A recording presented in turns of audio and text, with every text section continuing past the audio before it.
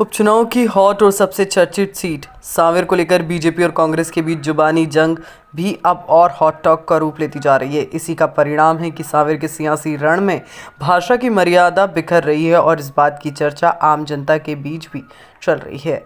दरअसल सांवेर उपचुनाव से पहले साधु और शैतान, कागा और कोयल, चुन्नू और मुन्नू जैसे भाषी मर्यादा पर सवाल खड़े कर दिए थे। लेकिन असल में जिस दिन कांग्रेस प्रत्याशी प्रेमचंद गुड्डू की नामांकन सभा में पूर्व मंत्री सज्जन सिंह वर्मा ने जिस तरह से बीजेपी के राष्ट्रीय महासचिव की दैहिक संरचना, धार्मिक और आस्था और रावण से तुलना की, तब से ही इंदौर की सांवेर सीट पर राजनीति की गर्माहट चरम पर पहुंच गई है। यहां तक कि बीजेपी के प्रदेश अध्यक्ष ने शुक्रवार को सांवेर में सज्जन वर्मा को कमलनाथ का गुर्गा तक करार कर दिया।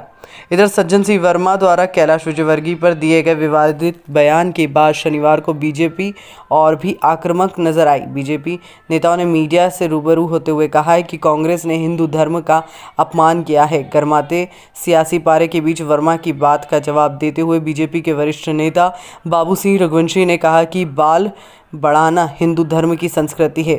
भगवान राम ने भी अपने बाल बड़े हुए ही थे।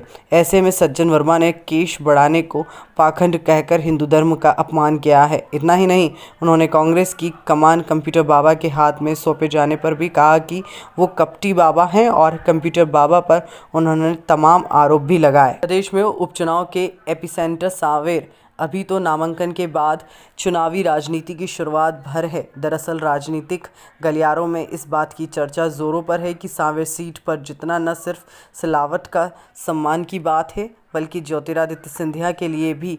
और यही वजह है कि न तो कांग्रेस यहाँ बीजेपी को कोई मौका देना चाहती है और ना ही बीजेपी इस प्रतिष्ठापूर्ण सीट पर कांग्रेस को किसी भी कीमत पर आगे नहीं बढ़ने देना चाहती है। लिहाजा जुबानी जंग के रूप में ऐसे शब्द बाण छोड़े जा रहे हैं जो राजनीति की दिशा को बदलने के लिए काफ़ी है। फिलहाल मतदाता इसी जुबानी जंग के बीच बस इस बात को देख व सोच रहा है कि उसका वोट बहुत कीमती है, जिसका उपयोग वो बेहद सोच समझकर करेंगे। इसलिए ये सीट कांटे की टक्कर वाली सीट है। लगाए फोटो, बाद में उनकी सब जगह से मांग उठी कि राहुल गांधी को छोड़ दिया, तो अब अपनी कुर्सी बचाने के लिए कमलनाथ जी ने राहुल गांधी का फोटो लगाया तो कंफ्यूज हुआ। तो राहुल गांधी भी कंफ्यूज है और कांग्रेस भी कंफ्यूज है। तो बताओ जनता को संतुष्ट कहां से करेंगे? और जनता इनके धोखे में आने वाली नहीं है। कितने ही वचन पत्र दें, कितने की फोटो लगाए, लेकिन जनता भूली नहीं है 15 महीने के कुशासन को, भ्रष्टाचार को, आतंक को, और जो वादे किए थे, वचन दिए थे, एक भी पूरे नहीं हुए। इसलिए धोखेबाज कमलनाथ नहीं, हमारे पास सब जानकारियां हैं। जब निजी जीवन की पूजा पाठ कर रहे हैं, तंत्र मंत्र हो रहा है, ये इस तरह की बातें करेंगे तो हम भी करेंगे। हमारे निजी जीवन में तो इसके अलावा कुछ नहीं होता। किस नेता की लेकिन अरे सबकी है, कांग्रेस के सारे नेताओं की है, सारे नेताओं की है। हमने कहा है नहीं, निजी जीवन में हम नहीं जाना चाहते हैं। हमने कहा, चेतावनी दी है कि यदि उन्होंने इस तरीके से अगर संवाद और डायलॉग्स बंद नहीं किए तो हम भी इनकी निजी जीवन की जानकारियां सार्वजनिक करेंगे। हम सार्वजनिक बताते हैं।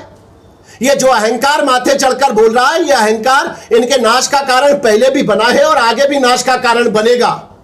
पर कैलाश विजयवर्गीय जी भारतीय जनता पार्टी के राष्ट्रीय महासचिव है, और जैसा कि कांग्रेस पार्टी के नेता कह रहे हैं कि मुंह ऊपर करके थूकोगे तो ऊपर ही गिरेगा, तो आपका भी मुंह जरूरत से ज्यादा ऊपर